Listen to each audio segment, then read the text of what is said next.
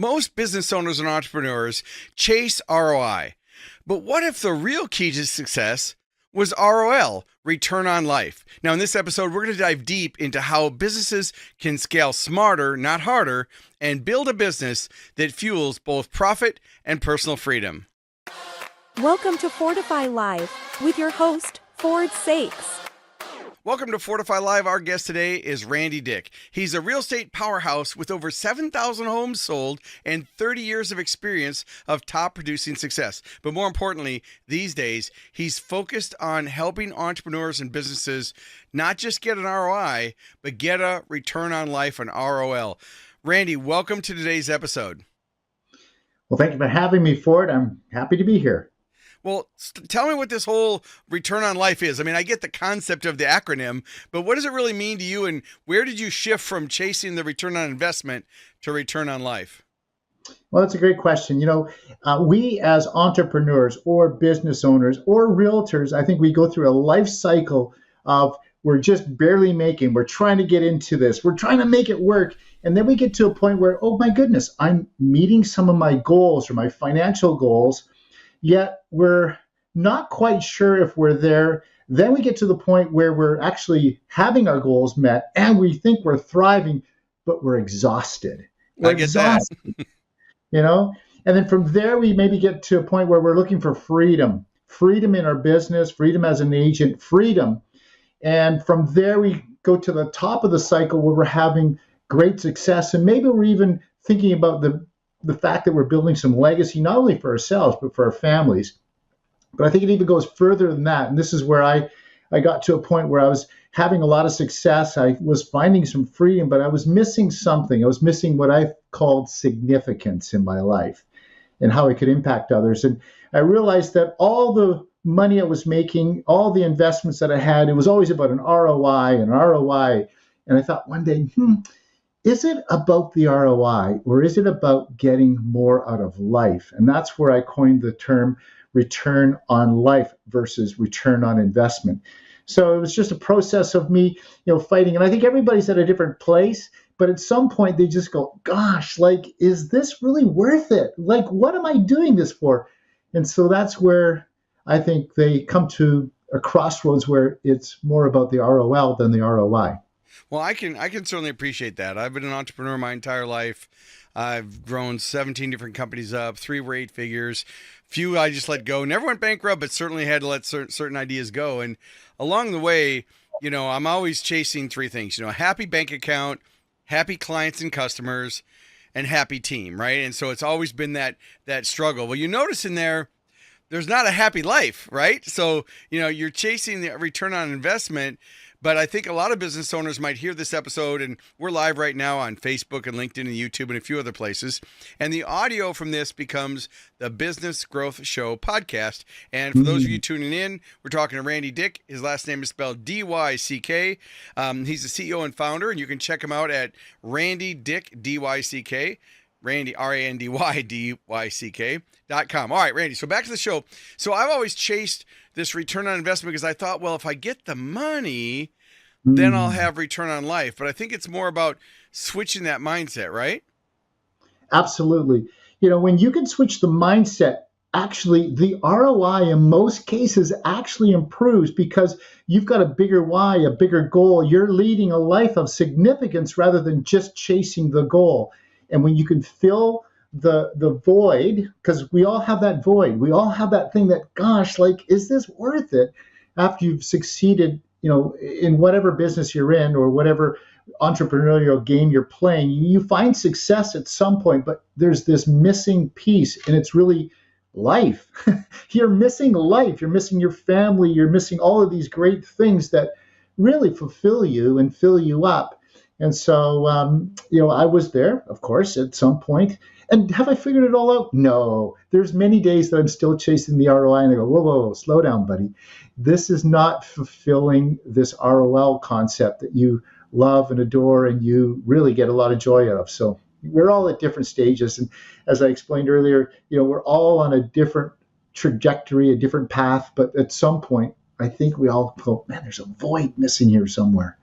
So what if you're an entrepreneur, you're listening to this, maybe you work at a company in leadership or an executive, and you're feeling a little bit of I'm looking for ROL. Where do they start? I mean, because I think the subconscious mindset piece is, look, if I get one, I'll get the other, and I need to focus on making money or I'll have a less quality of life. But in reality, what you're saying is that if they just shift their mindset a little bit, then other things will start to work out more smoothly. Is that kind of what you're saying? Yeah, I am, and it's really, I think, about the genius within you. The genius, or somebody would say the authenticity of who you are. When you're not working in your genius, as I call it, you're going to have a hard time filling your life or that void that is that ROL, that missing piece. What am I getting out of life? And how am I serving and building a life of significance? So I think when you can dive deep into your why, and I think this is so important. What is your why? What is your genius, your passion lanes, your value graphics? Those all fit into really seeking and searching that. And I know a lot of people struggle with their why. I distilled it to 4 things. What makes you come alive?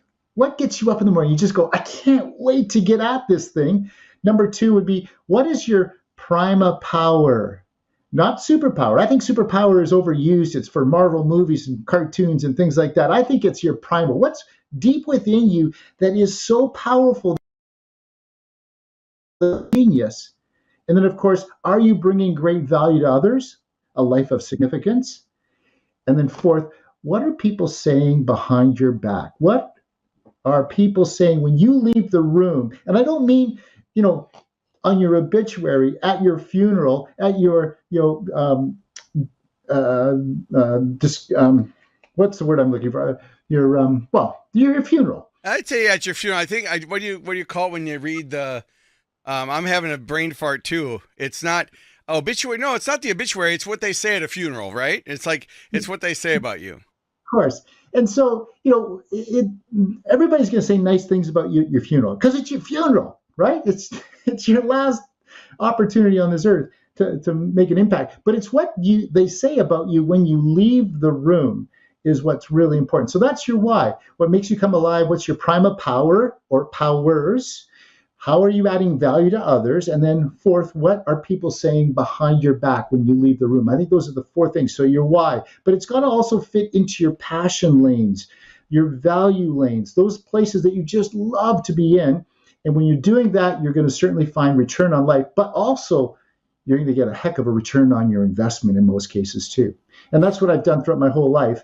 And that's how I've been able to scale my businesses. Because when I'm working in those lanes, it ain't work anymore. It is just fun. I can't wait to get up and get at it.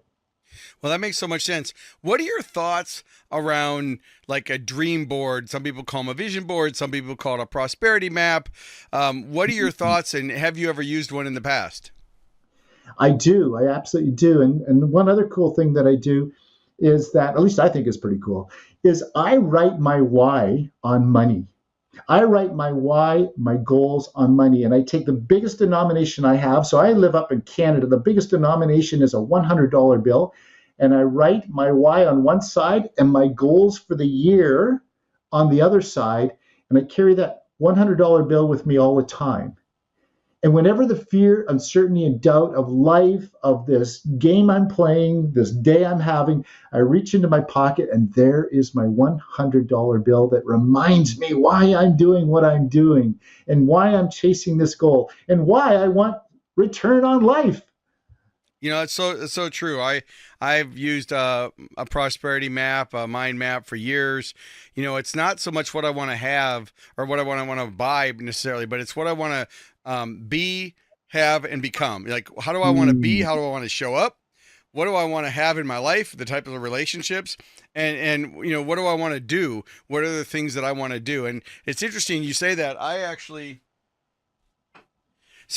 keep these stacks of $10,000 sitting on my desk to remind me, like for me, I'm a keynote speaker and I speak at corporations and associations on business growth and those types of things.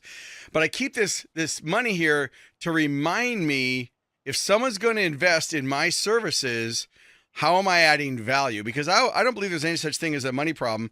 I think it's always an idea problem. If you want to earn more money, ask better questions about what kind of value you're delivering. And I think that a lot of times in the return on life and our ROI, people focus on the wrong things. And, there's an old saying, I think Zig Ziglar said, oh, if you help enough people get what they want, it'll help you get what you want, right? And so I've always believed that it's all about adding value. If I add more value, then I'll be more fulfilled. And at the same time, I would want to look at that and how do I add value to myself? I think too often people become caretakers or codependent. They take care of everybody else, but they fail to take care of themselves. So true. And Ford, I'd even say this, a lot of people don't believe in themselves first. And they may not understand that they have the power within themselves. And so I'm a serial underdog. I don't know about you, Ford, but I'm a serial underdog. I've been an underdog my entire life. And that has just transformed me in so many ways. And so I believe everybody is an underdog, and there's a 24th chromosome in each one of us called the underdog DNA. And most of us probably have tapped into it once in a while. Some of us may never have tapped into it. Some of us may not really understand the power of this thing called the 24th chromosome called the underdog DNA. But gosh, when you understand it and you tap into it, then anything is possible. Anything is possible. I think I've tapped into that without knowing that it was actually a real chromosome. Grew up in the projects with a ninth grade education, started my first business at age 15, made more mistakes than I can count, wasted more money than I've saved. And, if there's anything I've learned, the more I've learned, the more I know I don't know, right? I mean, there's always more to know and more to do. And now with AI, there's really no shortage of excuses. I mean, we can all go to ChatGPT or Perplexity or Claude or one of the other millions of programs out there and ask it to be our life coach, our co-CEO, our financial advisors. And so now I'm going to go create a custom GPT. I'm going to train it based on your philosophies, Randy, so that I can create an ROL, return on my life, so that I feel fulfilled. I mean, we all know I'm getting older. Everybody gets older. And we start looking at the different chapters of our life. You have the growing, the earning, and then the giving back chapters. And I'm in that giving back chapter. One of the reasons I do these podcasts. And although I like to stay stimulated, I like to learn new things, I like to challenge my belief system. And I would say for our listeners, it's okay if you don't agree with us. This is about being a critical thinker, open-minded, coachable, but more importantly, taking accountability for your own success. Do you find some people put their return on it, ROL on other people's responsibility instead of their own? Oh, far too often. Far too often. We meet too many people that just, it's not my fault. It's not my problem. Somebody else has hurt me. Somebody else has pushed me here, done this, done that. But gosh, we gotta have ownership of our own lives. We gotta have ownership of what we're doing, what we've created or not created. We have to have ownership of that.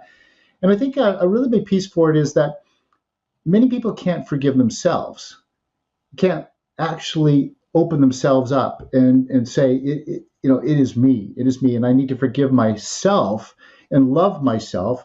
And I know that could go many different directions, but I don't want to go down too many rabbit holes. But I think you have to really know who you are, know your authenticity, know the genius within you. And if you don't, find somebody like yourself or find somebody like me that can tap into that and help you understand the genius within you. Everyone is a genius. I don't care who you are. You have genius within you, and you got to tap into that. But sometimes there's blocks. People are just blocked because of their past, their potential future, their selves, whatever it may be. But we all have a genius within us, and we all have the opportunity to have the best version of ourselves, the best life through return on life concept. Yeah, I think there's a lot of associations to what things mean. People grow up a certain way. They start blaming their parents, their environment, their school, the political system, their country, you name it. And I always tell people, if you're asking the wrong question, the answer doesn't matter. In other words, clean up your own backyard before you worry about the neighborhood. I mean, responsibility starts at home. Now, as I say this, I'm talking to myself just as much as I'm talking to anyone else. But I would say that true happiness isn't found somewhere outside, just like your genius isn't found outside. It's found within you, and using a coach like me or Randy or whatever your current coach is. Now, I believe in having a success library. I know I see a lot of books behind you. I have lots of books behind me. if I change the camera, let's see if I don't mess this up too much. I can change the camera. I guess there's a few books back there you can kind of see. But I found that you have to have a success library. And what is it? What are the areas of life that you want to focus on?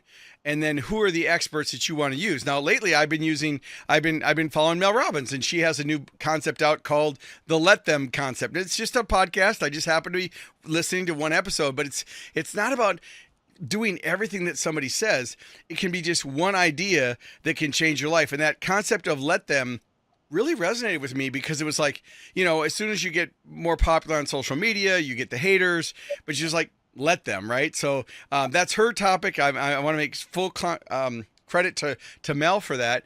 But I whether it's Mel Robbins or whoever it is, there's somebody out there that can help you, but you've got to be proactive and you got to go out and seek that advice. And I think being open-minded is first, because too many people, Randy, are closed-minded. Oh man, too many people, too many. That's a human nature. And there's 7 human natures that most people make decisions, and one of them is that we're not open-minded. We got to be open-minded. Be open-minded and allow yourself, to make bold decisions. Scare yourself. Put yourself in situations where fear is actually your friend rather than your foe. Like, you got to get scary. Like, I've got a grandson. He's 15 months old. He's just the most beautiful boy. And I could drop a snake on his lap, and would he be afraid of that snake? No. He has no fear of that snake. In fact, he would probably rub that snake and go, ooh, I like the texture of this snake, because he hasn't felt texture like that before, and he loves touching things. But, like, scare yourself, open yourself up for opportunities that will just absolutely freak you out. Like, most people get afraid in an airport. What's to be afraid in an airport? An airplane has the most successful takeoff and landings of any vehicle you're ever going to get into. Right. Well, there's a lot of ways it can kill us too. And so I'm going to shift the conversation a little bit to leadership. So over the years, you've grown companies up, and you've sold thousands of homes, and you've worked with a big team. And what's something that you know now that you wished you would have known years ago? You experienced, and you think, gosh, I wish I would have learned that earlier. Well, it's life's a process. And if we're really, into self-development, which we all should be trying to make the best version of ourselves, we process through this. And so this is actually my leadership equation. I call it the L4 equation. Okay, and L4, got it.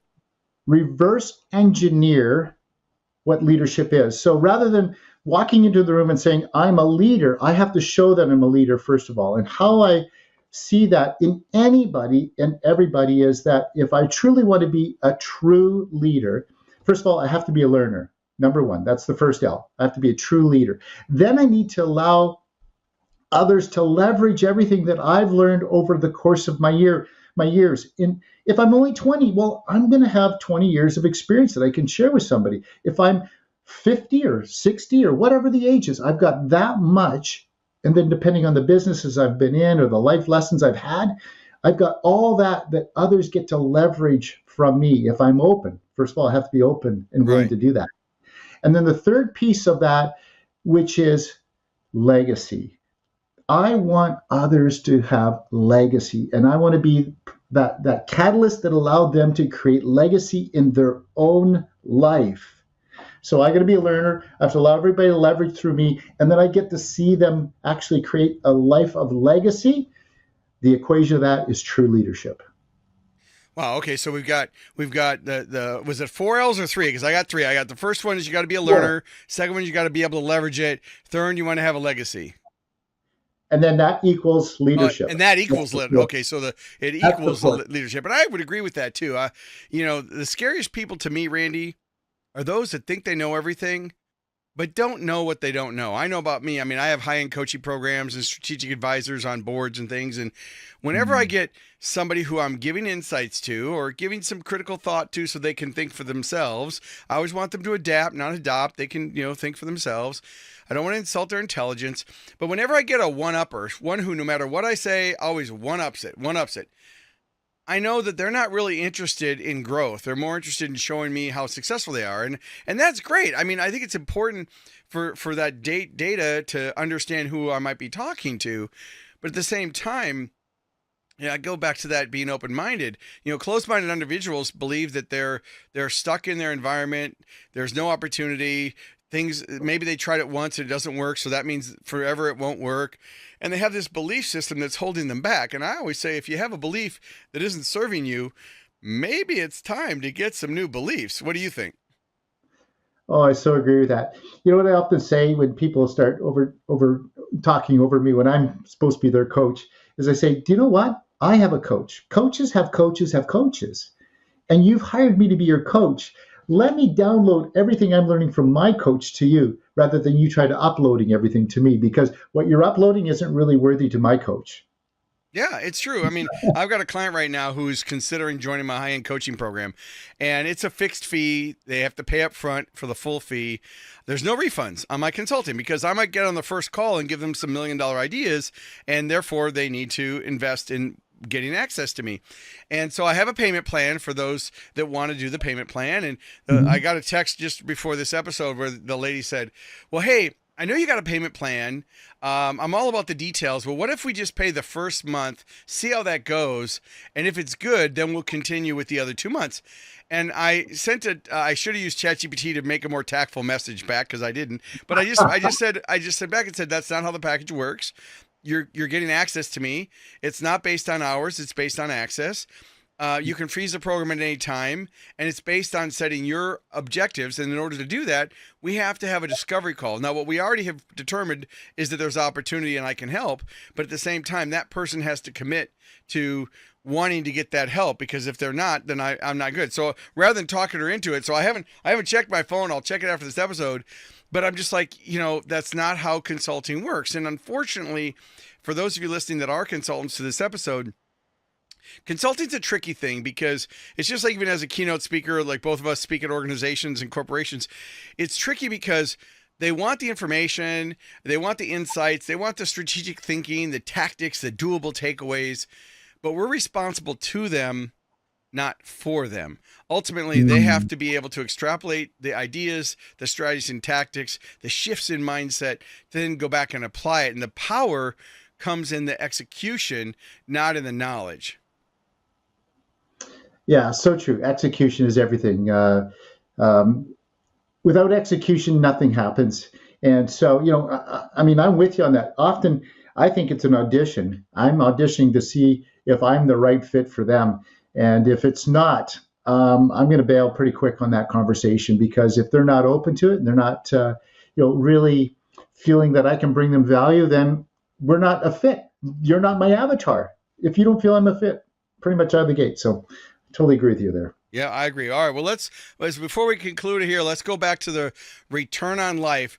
What are some ideas, strategies, tips, tactics, whatever you want to share with our listeners that are now open to the concept of shifting from ROI to ROL? Where should they start, and what are some of the ideas that you would share with them on how they can leverage this? Yeah, well, I think it's really about understanding who you are and what motivates you, what gives you energy. Do an energy audit on yourself. What gives you energy and what takes away energy? So that's first and foremost. And I would do that on a daily basis for up to 2 weeks, but definitely 1 week. Get out a piece of paper, do it on your phone, whatever, and write a line down the middle of it and write green on one side and red on the other side. If it's burning your energy, it's on the red side.